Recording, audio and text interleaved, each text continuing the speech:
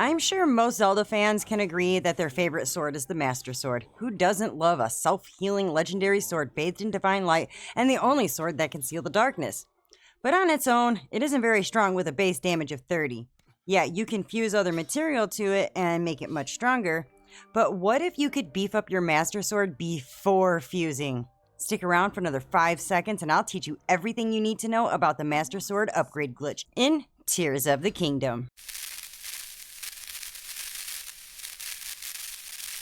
In Breath of the Wild, if you had the DLC, you could tackle the Master Trials to upgrade your Master Sword, boosting its damage from 30 all the way up to 60. But here's the thing, we don't have the DLC anymore. So, the Master Sword is back sitting at its base damage of 30, unless you fuse something to it. The Master Sword glitch allows you to add a weapon modifier like the attack up buff to your Master Sword, and that's a game changer. Okay, enough of all that, let's get right into it. How do you get a beefed up Master Sword? The first step is to get any random sword with a buff that you want to transfer. And make sure that it's at its full durability, meaning that you haven't used it yet. You'll know that it's unused if it's glimmering in your inventory. And if you're not sure where to find a weapon with modifiers, the Zelda Dungeon interactive map is super handy. Just type in the name of the sword you're looking for. For example, I searched for a Royal Broadsword and I found one at the Akala Citadel ruins. Here's how to get that one. Travel to the Damazuan Shrine and then go left and all the way to the edge. Then drop down to the next level. You'll find a chest stuck in the ground. Save your game before opening the chest, just in case the weapon doesn't have the modifier you're after. And if it doesn't, just reload your save and try again. Another method is to use Rock Octoroks in the Elden region. Just toss a weapon in front of one and it'll suck it up and spit it back out with a random modifier. The cool thing, this also restores the weapon's durability.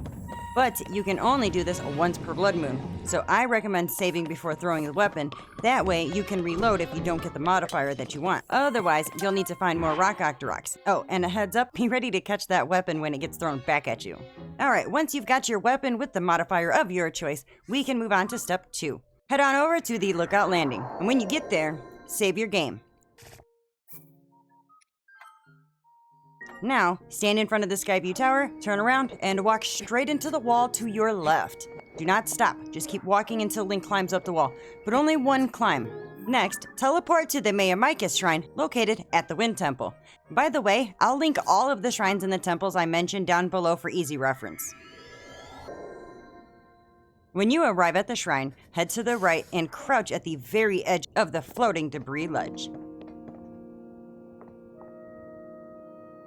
When you're at the very edge, open your adventure log menu and navigate to memories. Then select any memory, it doesn't matter which one. Now listen carefully to this next part. When you press A to watch the memory, as soon as it starts playing, press X and then quickly press the plus button to skip it. The moment that you let go of the plus button, start spamming A.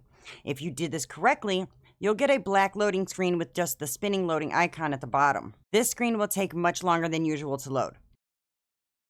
If it didn't work, you'll be sent right back to the memory list. But don't worry if you didn't get it your first time, just try again. Keep selecting the memory and spamming A immediately after skipping until the screen goes black and stays that way for a while. Eventually it will send you back to the memory list.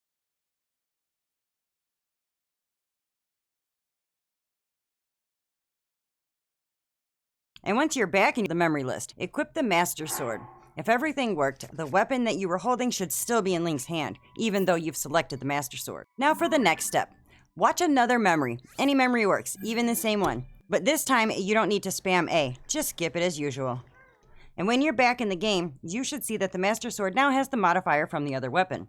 To lock this in, save your game and then reload it. Here's a tip. If you do this trick with a weapon that already has something fused to it, you'll transfer both the fused item and its effects to the Master Sword. However, keep in mind that you won't be able to fuse anything else to it afterward. This is temporary in the way that fusing items to any sword is temporary.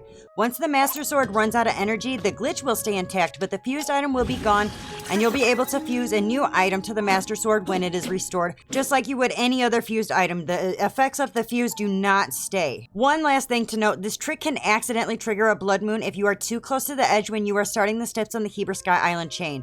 You'll likely get kicked off the platform and you'll have to start over. And one more other last note is if the game freezes and says please wait, you'll have to exit to the home screen and reload. Not really a big deal. But that's it. And now you've got a buffed Master Sword ready to take on whatever Hyrule throws at you. And that's all she wrote. If this walkthrough helped you out, give that like button a little tap, hit subscribe for more gaming goodness, and spread the word to your fellow adventurers. Got any questions or thoughts? Drop them in the comments below. I am all ears. Until next time, this is KKJinxx, over and out.